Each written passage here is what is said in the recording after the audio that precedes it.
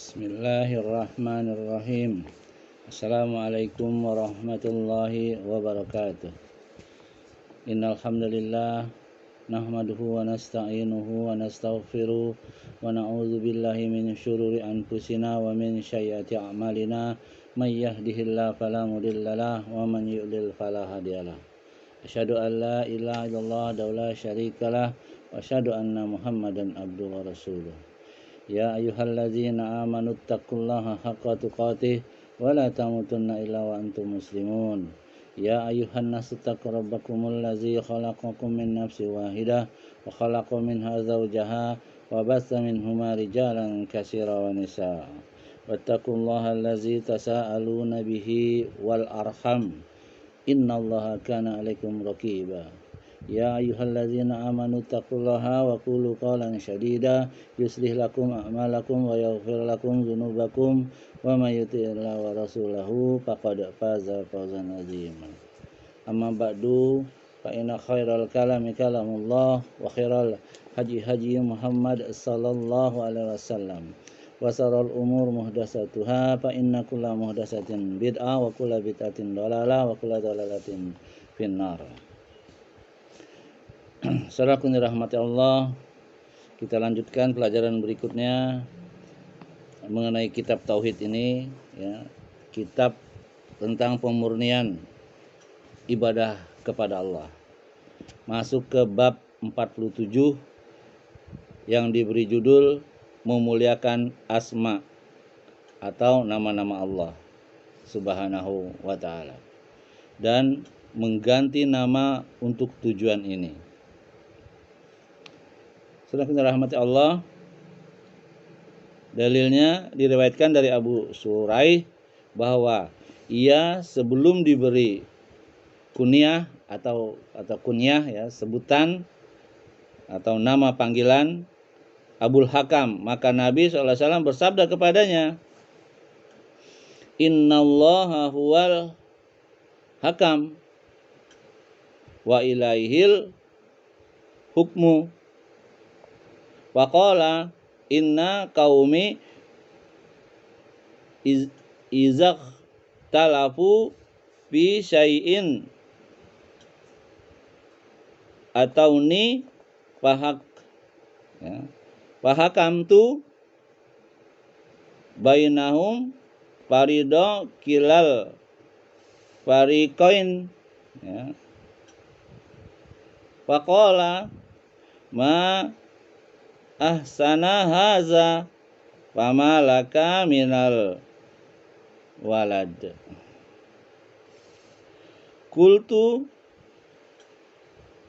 Suraihun wa Muslimun wa Abdullah qala faman akhbaruhum. Kultu Suraihun faqala wa anta Abu Surahahin. Rawahu Abu Dawud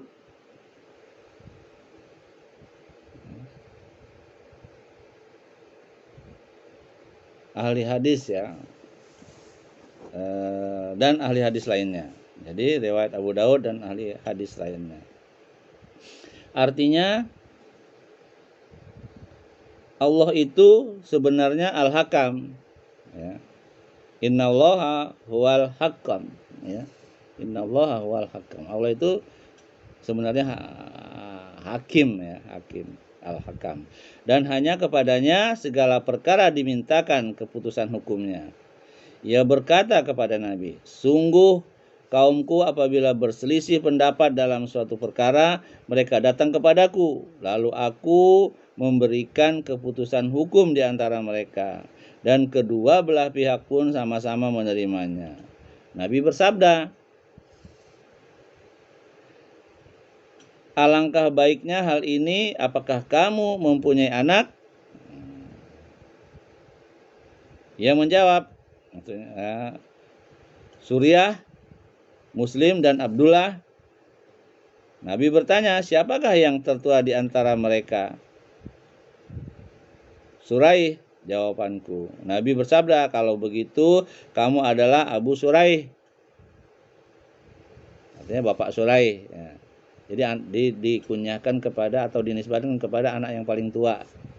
Ya. Hadis riwayat Abu Daud dan ahli hadis yang lainnya. Ya, dalam bab ini, ya, bab 47 ini hanya satu dalil, ya, cukup panjang. Kemudian intisari dari bab ini, yang pertama itu wajib memuliakan asma dan sifat Allah dan dilarang memakai nama atau kunyah yang dapat mensejajarkan dirinya dengan Allah, walaupun tidak bermaksud demikian. Nabi nggak mau ya disejajarkan. Tapi ada orang yang mengaku Tuhan, Masya Allah, ya, seperti Fir'aun, mengaku Tuhan dia. Banyak juga yang lainnya, Namrud, ya kan, mengaku Tuhan, ya, banyak ya. Itu kandungan bab ini yang pertama. Yang kedua, disyariatkan mengganti nama yang tidak tepat untuk memuliakan asma Allah. Ya. Tadinya dia mengaku Al-Hakam, maka diganti dengan anak yang pertama, anak yang tertua, yaitu Surya. Jadi Abu Surya. Nggak boleh lagi dinamain Hakim, ya.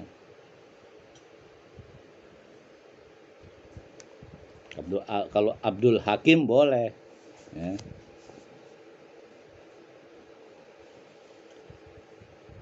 Abdullah Hakim misalnya, Abu Hakim. Abu kan hamba Allah, ya. Karena Hakim itu milik Allah. Yang ketiga, memilih nama anak yang tertua untuk kunyahnya atau nama panggilannya, ya, nggak boleh diganti dengan nama asma Allah, ya.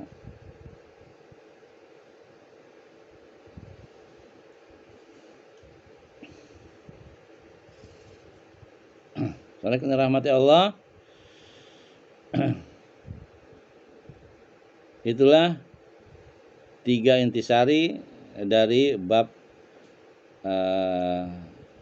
47. Ya, artinya judulnya itu memuliakan asma atau nama Allah.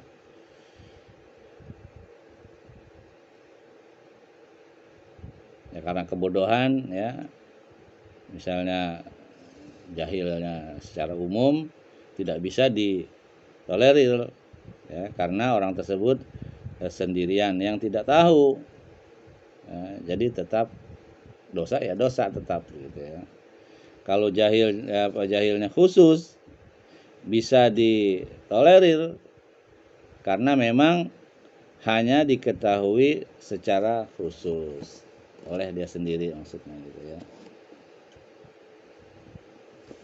Kemudian masuk ke bab berikutnya, yaitu bab ke-48 yang diberi judul di sini bersendau gurau atau bersenda gurau dengan menyebut Allah,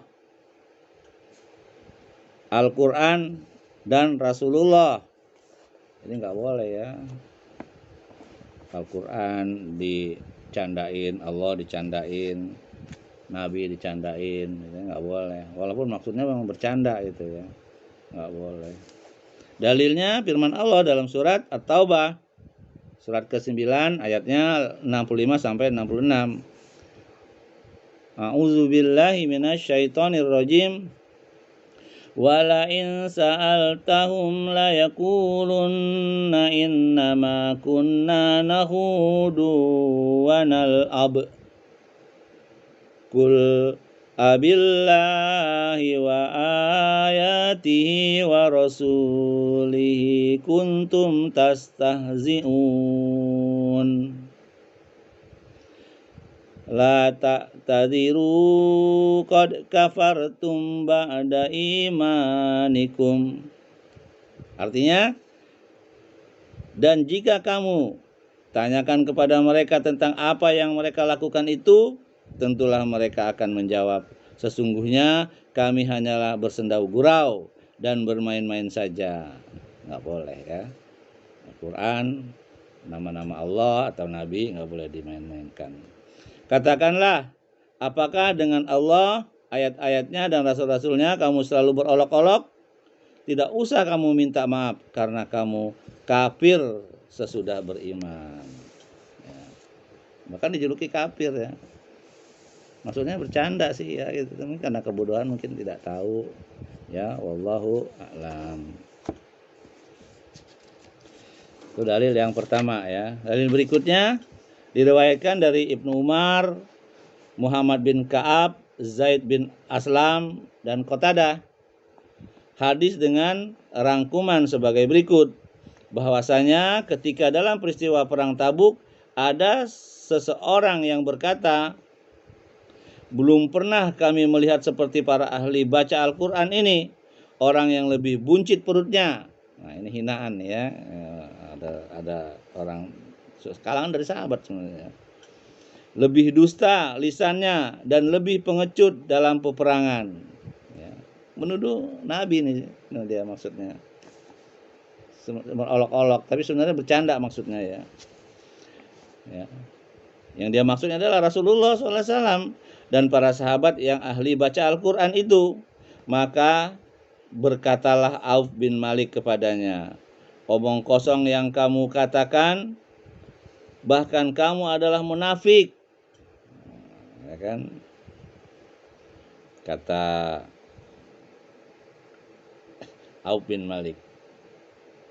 Bahkan kamu adalah munafik, katanya. Niscaya akan kuberitahukan kepada Rasulullah SAW. Lalu pergilah Auf kepada Rasulullah SAW untuk memberitahukan hal tersebut kepada beliau Sallallahu Alaihi Wasallam.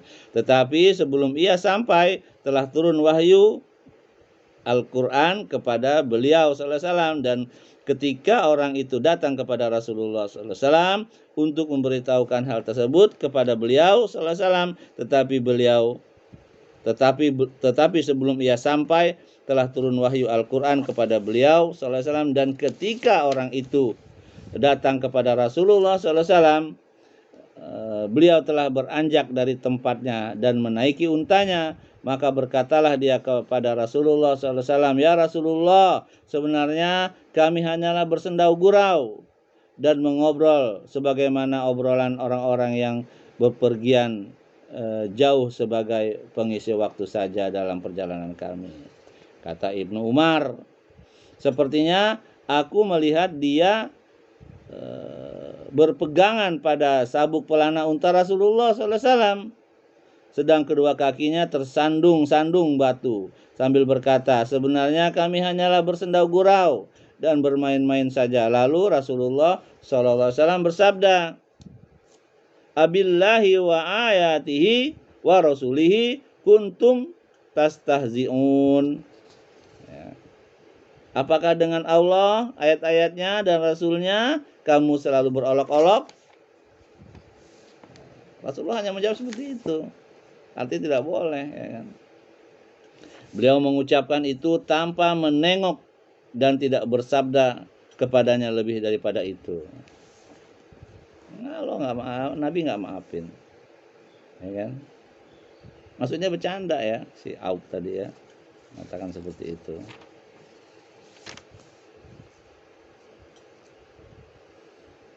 Sekarang kita lihat fawaid dari hadis tersebut ya. Yang pertama itu masalah penting sekali bahwa orang yang bersendau gurau dengan menyebut-nyebut Allah, ayat-ayatnya, dan Rasulullah SAW adalah dihukumi kafir. Hati-hati ya. Banyak orang bercanda ya, seperti sering bercanda misalnya diajak sholat, dia bilang, oh sholat nomor 2 ya. Memang rukun Islam ya nomor 2 dia. Pertama syahadat. Maksudnya bercanda sih, tapi ya hati-hatilah dalam bercanda ya. Nggak boleh.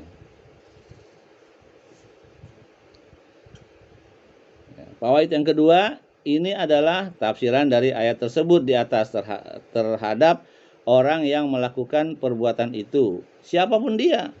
Ya, bahkan ini sahabat kan. Allah, Nabi nggak maafin. sampai dia merengek-rengek ya, sampai terjatuh-jatuh, tersandung-sandung ya. Megang pelananya unta Nabi SAW.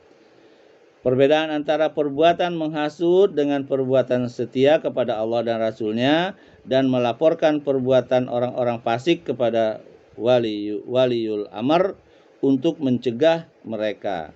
Tidaklah termasuk perbuatan penghasut, tetapi termasuk kesetiaan kepada Allah, kepada Rasulnya, kepada pemimpin umat Islam, dan kaum muslimin seluruhnya. Ya, jadi kalau melaporkan itu hal yang buruk kepada itu bukan berarti menghasut ya. Malah itu perbuatan yang baik ya. Yang keempat, perbedaan antara sikap memaafkan yang dicintai Allah dengan sikap keras terhadap musuh-musuh Allah. Ya, Nabi keras terhadap musuh-musuh Allah. Yang kelima, bahwa tidak semua permintaan maaf mesti diterima.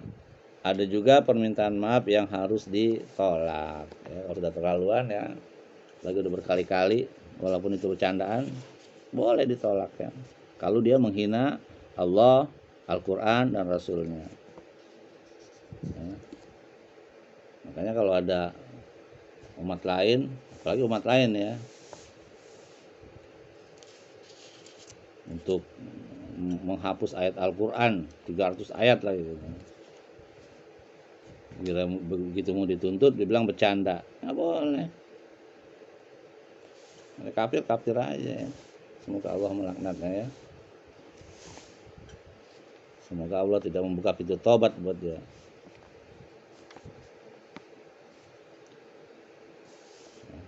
Itu bab yang ke-48 tadi ya. Kemudian kita masuk selanjutnya ke bab 49. Judulnya mensyukuri nikmat Allah dan mengakui berasal darinya. Maksudnya dari Allah ya. Nikmat Allah berasal dari Allah. Jadi nikmat-nikmat Allah itu dinisbatkan hanya kepada Allah. Tapi kalau keburukan tidak boleh dinisbatkan kepada Allah. Walaupun itu memang dari Allah. Karena Allah Maha Adil. Tidak menzalimi manusia, tidak menzalimi makhluknya.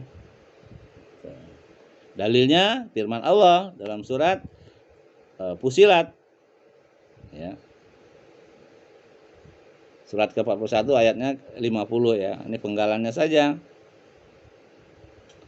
Walain azaqnahu rahmatan minna min ba'di darra amassathu la yaqulanna hadzali sampai akhir ya.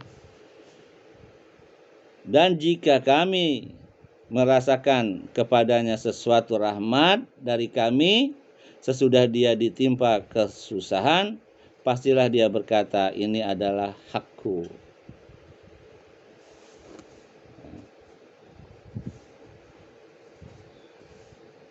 Dalam menafsirkan ayat ini, Mujahid mengatakan ini adalah karena usahaku dan akulah yang berhak dengannya. Dan Ibnu Abbas mengatakan maksudnya ini adalah dari diriku sendiri. Karena nggak boleh, semua itu dari Allah. Ya. Jangan mengatakan ini karena usahaku begini sehingga aku dapat ini, nggak bisa. Kita ikhtiar wajib, tapi keberhasilan, itu datang dari Allah. Ya kan? Tercontoh aja si Korun ya. Dia kaya raya, tapi dia tidak mengakui bahwa itu datang rezeki dari Allah. Dia mengakui bahwa itu karena kepintaran dia berbisnis, kepintaran dia berdagang, kepintaran dia bla bla bla. Padahal itu dari Allah. Kalau Allah nggak kasih nggak bakalan dia dapat. Makanya Allah benamkan ya semua harta dia. Yang dalam surat Ibrahim dikatakan la in syakartum la azidanakum wa la in kafartum inna azabi lasyadid. Barang siapa yang bersyukur atas nikmat-nikmatku, maka akan aku tambah nikmat-nikmat yang lain. Ya, tanpa diduga. Dan barang siapa yang kufur terhadap nikmatku, ya, tidak bersyukur, maka akan aku azab dengan azab yang pedih. Ya.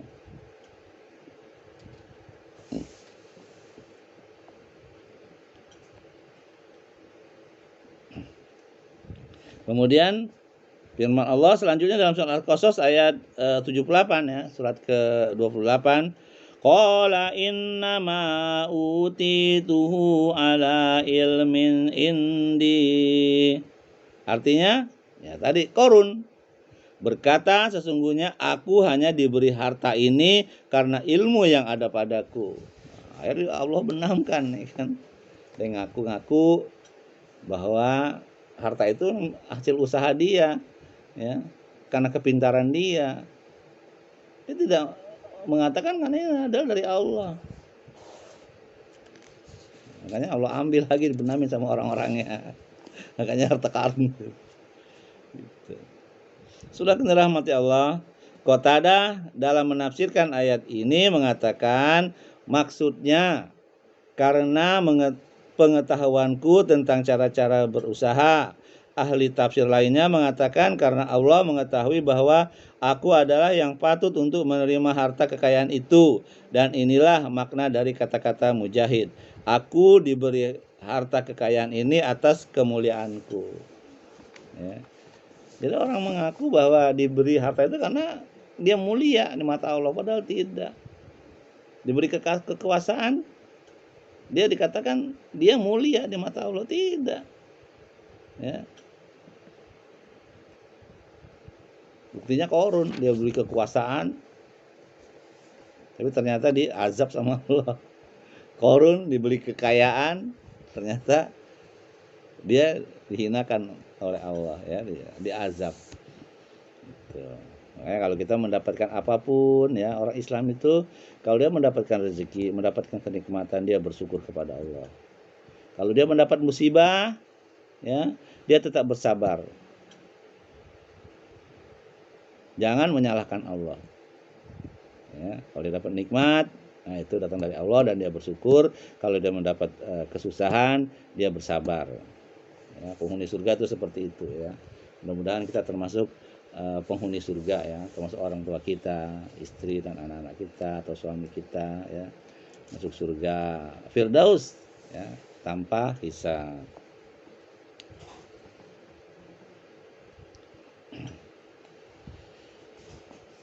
Kemudian dalil berikutnya diriwayatkan dari Abu Hurairah radhiyallahu anhu bahwa ia mendengar, ya, Rasulullah SAW bersabda, Inna salah satan min bani Israel abrasa wa aqra'a wa a'ma fa aradallahu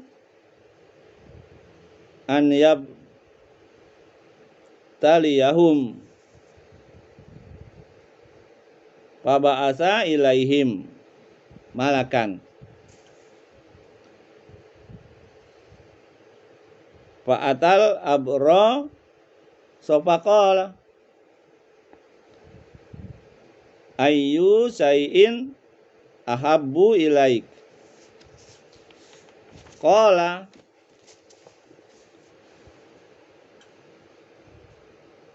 launun hasanun wajildun hasanun wayashabu anni allazi qad qaziranin nasu bih qala pamasahu fazahaba anhu fazarahu fa'utiya launan hasanan wajildan hasana qala fa ayyul ma li ahabu ilaik qala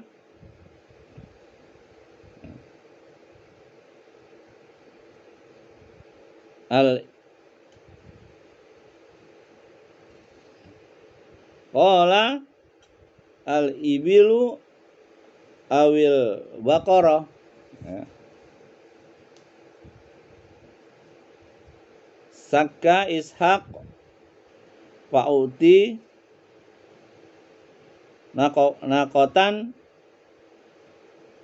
usro'a waqala barakallahu laka fiha waqala fa'atal aqro'a waqala ayyu syai'in ahabbu ilaik qala sa'run hasan wa yashabu anni allazi qad qaziranin nasu bih pamasahu fazahab ya pamasahu fazahaba anhu fazaruhu wa u'tiya sa'ron hasanan faqala ayyul mali ahabbu ilaik qalal baqara awil ibilu fa u'tiya baqaratan hamila qala barakallahu laka fiha fa atal a'ma faqala ayyu syai'in ahabbu ilaik qala an yaruddallahu ilayya basori fa ubsira bihin nas pamasahu faraddallahu ilaihi basarahu qala fa ayyul mali ahabbu ilaik qala ya qala al-ghanum qala al-ghanamu fa u'tiya syatan walidan faun tijahazani wa wallada haza fakana lihaza wadin minal ibil wali haza wa zimin waziminal bakor ya wali haza wa diminal gonami. Kecil sekali ya hurufnya. Artinya sesungguhnya ada 3 orang dari Bani Israel, yaitu penderita lepra, ya, orang berkepala botak dan orang buta. Nah, dia cukup panjang ya.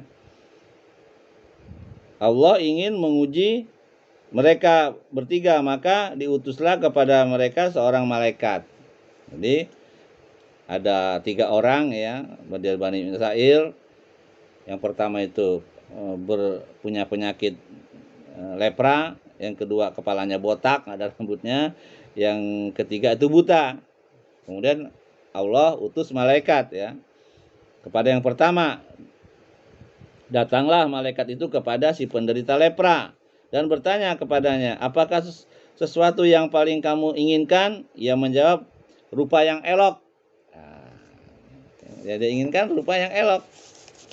Penyakit lepra itu kan buruk rupanya ya, gitu. Apa yang kamu inginkan? Rupa yang elok, kulit yang indah dan penyakit yang telah menjijikkan. Kulit yang indah dan penyakit yang telah menjijikkan orang-orang ini hilang dari tubuhku. Itu maunya dia ya. Yang pertama tadi orang yang berpenyakit lepra. Dia minta rupa yang indah, kulit yang mulus, penyakit yang menjijikkan ini bersembuh ya kan. Maka diusaplah penderita lepra itu dan hilanglah penyakit yang dideritanya, serta diberilah ia rupa yang elok dan kulit yang indah. Ya. Diuji dia ya oleh Allah. Apakah dia bersyukur atau tidak gitu kan. Itu yang pertama. Yang kedua, dalam hadis ini malaikat pun ya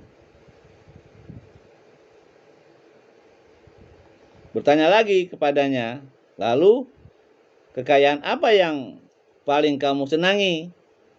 Nah, si lepra tadi, ini penyakit lepra ya. Jawabannya unta atau sapi. Nah, luar biasa ya. Tawarin kekayaan ya. Gitu. Apakah dia bersyukur atau tidak tadi ya?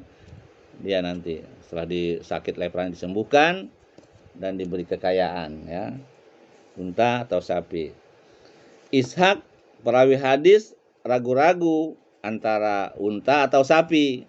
Maka diberilah ia seekor unta yang bunting dan didoakan semoga Allah melimpahkan berkahnya kepadamu dengan unta ini.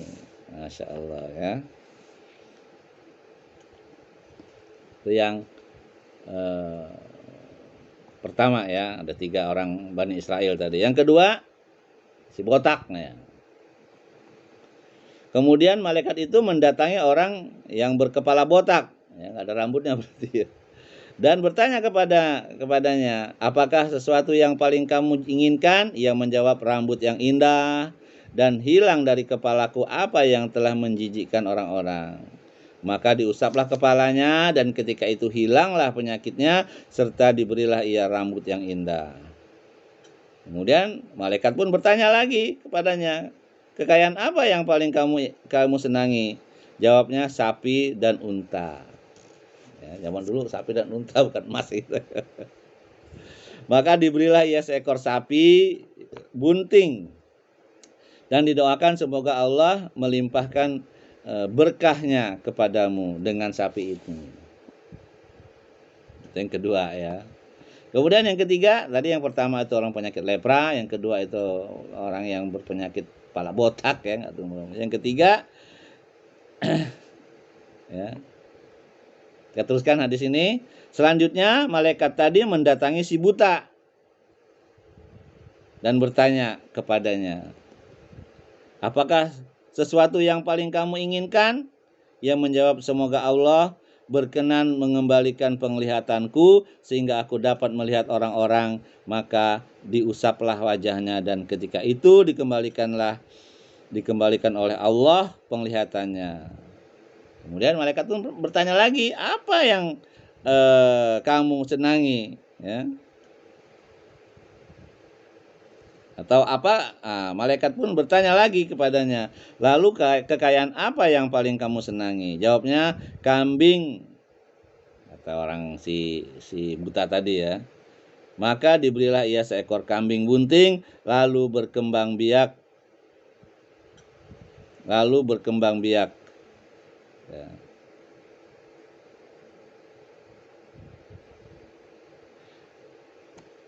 Maka diberilah ia seekor kambing bunting lalu berkembang biak. Unta, sapi, dan kambing-kambing tersebut sehingga yang pertama mempunyai selembah unta, yang kedua mempunyai selembah sapi, dan yang ketiga mempunyai selembah kambing. Ya, yang pertama dikasih si lepra dikasih unta, ya.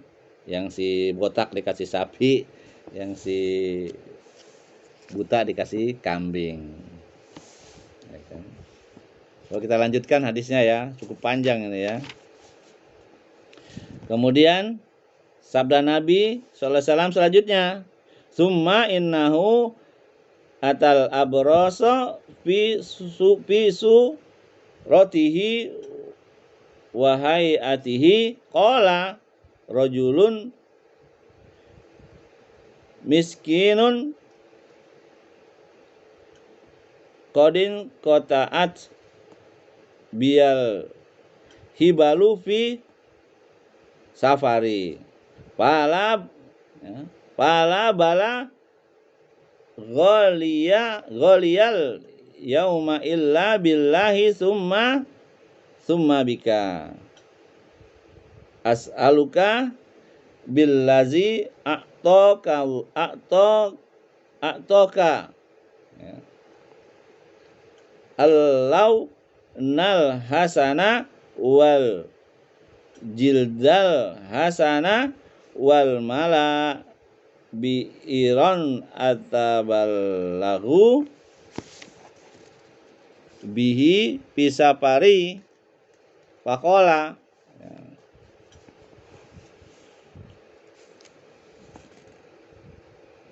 Al haqqu ku kasiratun faqala lahu ka'anni a'rifuka alam takun abroso yak zarukan nasa, ya, yak zarukan nasu fakiran fa'atakallahu hulmala hulmal. Tanya ya, faqala innama waristahazal malakabiran an kabir faqala in kunta kaziban fasayyirakallahu ila ma kunta qala wa atal aqra'a fi suratihi faqala lahu mislama qala lihaza wa radda alaihi mislama radda alaihi haza faqala in kunta kaziban fasayyirakallahu ila ma kunta qala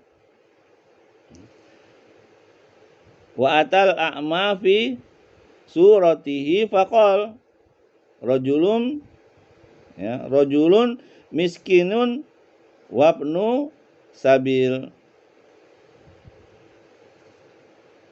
qadim qata'at biyal hibalu fi safari fala bala ghaliyal yauma illa billahi summa bika as'aluka billazi radda alaika basaraka syatan ataballugu biha bi safari faqala qad kuntu a'ma faraddallahu ilayya basari fahuz ma si'ta wada ma si'ta fawallahu la hadukal yauma bisai'in akhaztahu lillah faqala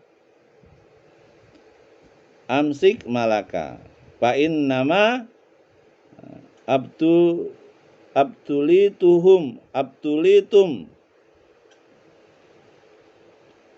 faqad radiyallahu anka wa sakhita ala sahibak, ya.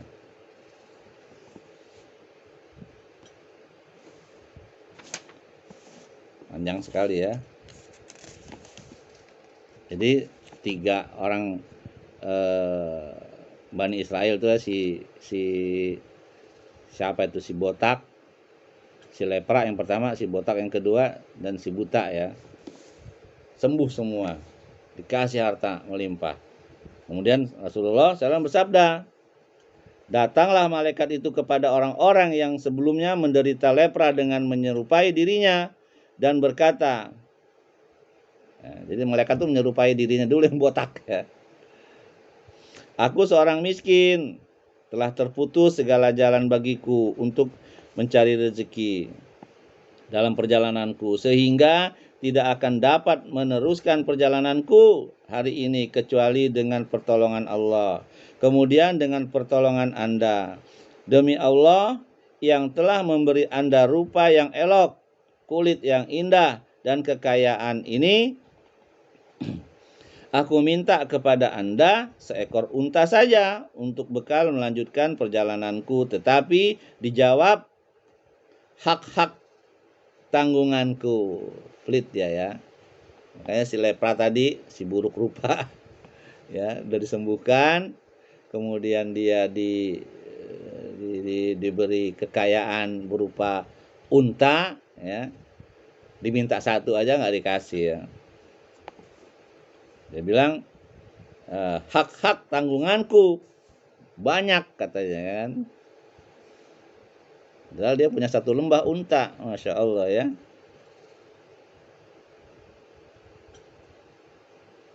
Kemudian malaikat yang menyerupai orang penderita lepra itu pun berkata kepadanya, sepertinya aku mengenal Anda. Bukankah Anda ini yang dulu menderita lepra? Orang-orang jijik kepada Anda. Lagi pula melarat. Lalu Allah memberi Anda kekayaan. Kemudian si lepra tadi menjawab, sungguh harta kekayaan ini hanyalah aku warisi turun-temurun dari nenek moyangku yang mulia lagi terhormat. Ngakunya begitu ya. Padahal dia miskin, nggak punya apa-apa ya.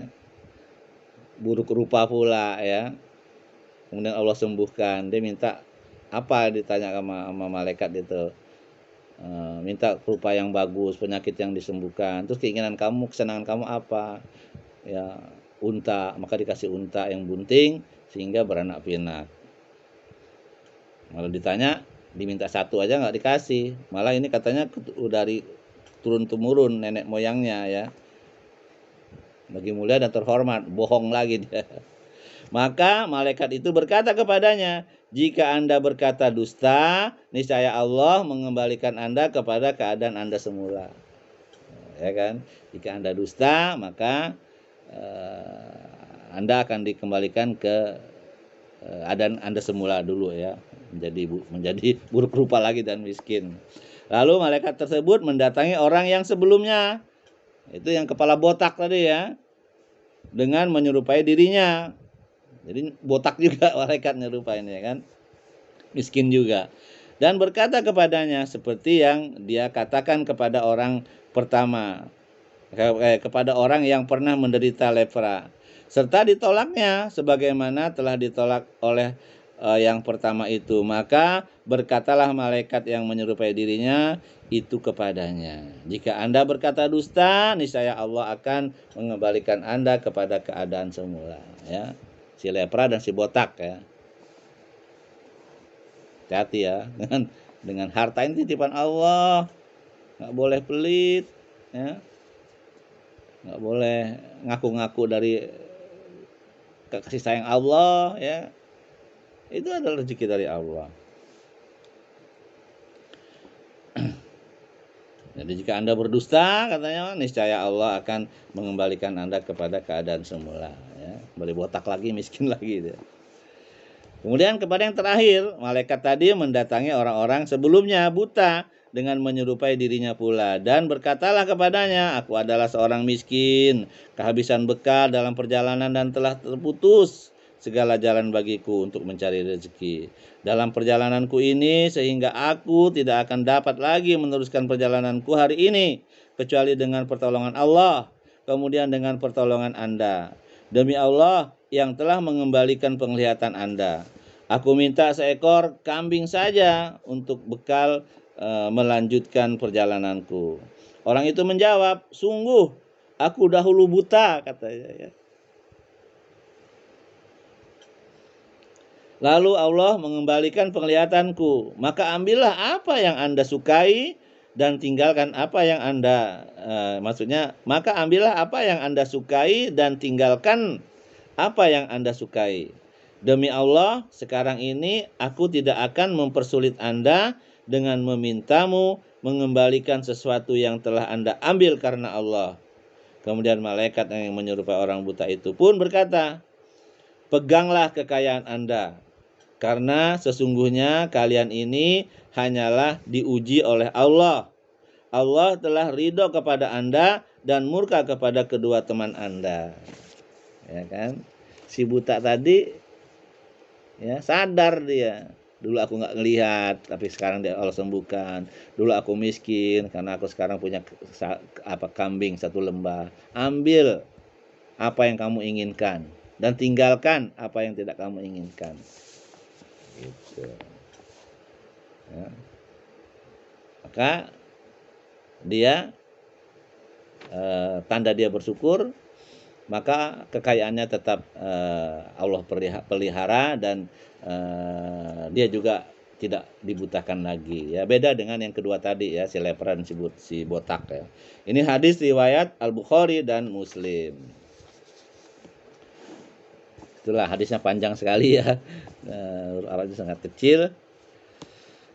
Kita lihat sekarang daripada intisari hadis tersebut yang begitu panjang ya.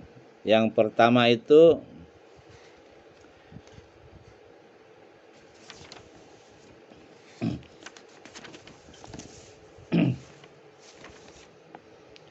tentang mensyukuri nikmat Allah dan mengakui berasal darinya, maksudnya dari Allah. Dalil yang pertama itu adalah dari Al-Quran surat Fusilat ayat 50 dan Al-Qasas ayat 78 ya.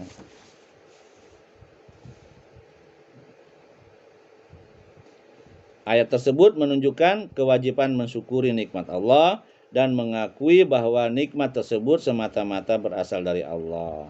Dan menunjukkan pula bahwa kata-kata seseorang terhadap nikmat Allah yang dikaruniakan kepadanya ini adalah hak yang patut kuterima karena usahaku adalah dilarang dan tidak sesuai dengan kesempurnaan tauhid ya. Jadi kalau rezeki kasih Allah itu dari Allah, nikmat dari Allah, bukan karena usaha kita, bukan karena usahamu ya. Gitu. Biar kamu usaha macam apapun beratnya, kalau Allah nggak kasih nggak bakalan ya. Kepintaran biar kamu belajar seperti apapun, kalau Allah nggak memberinya, kamu nggak akan pintar, nggak akan kaya ya. Tuh, tafsir surat Fusilat tadi dan Al-Qasas ya.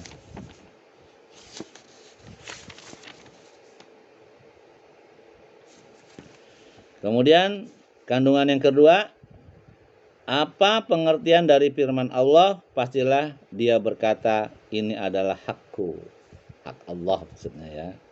Gak boleh mengatakan ini hakku ya, hak makhluk nggak boleh.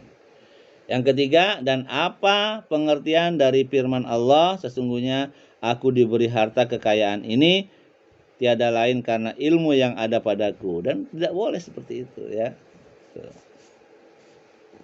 Ilmu dari Allah, kekayaan dari Allah ya, bukan usahamu ya. Yang keempat, kisah menarik dari ketiga orang tadi ya, sebagaimana terkandung dalam hadis yang berisi perjalanan-perjalanan yang berharga sekali ya. Si lepra, si botak, dan si buta ya. Akhirnya yang berhasil si buta ya.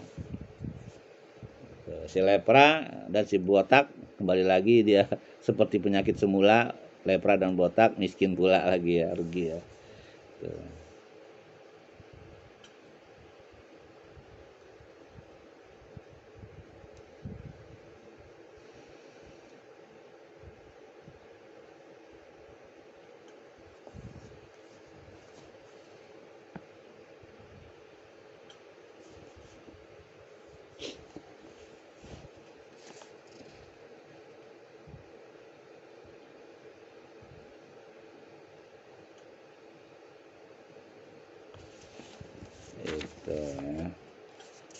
Itu saja ya yang bisa saya sampaikan, mudah-mudahan ini bermanfaat ya. Tentunya apa yang benar itu datang dari Allah ya, apa yang salah itu datang dari diri saya sendiri karena kebodohan saya mohon ampun kepada Allah, mohon maaf ya. Tentunya saya juga masih belajar ya, dan saya selalu minta kepada Allah ilmu yang bermanfaat tentunya diamalkan ya, kemudian rezeki yang halal ya, kemudian juga amal yang diterima ya. Allahumma inni as'aluka ilman nafi'an wa rizqan thayyiban wa amalan mutaqabbalan. Subhanakallah bihamdik asyhadu an la ilaha illa anta astaghfiruka wa atubu ilaik. Assalamualaikum warahmatullahi wabarakatuh.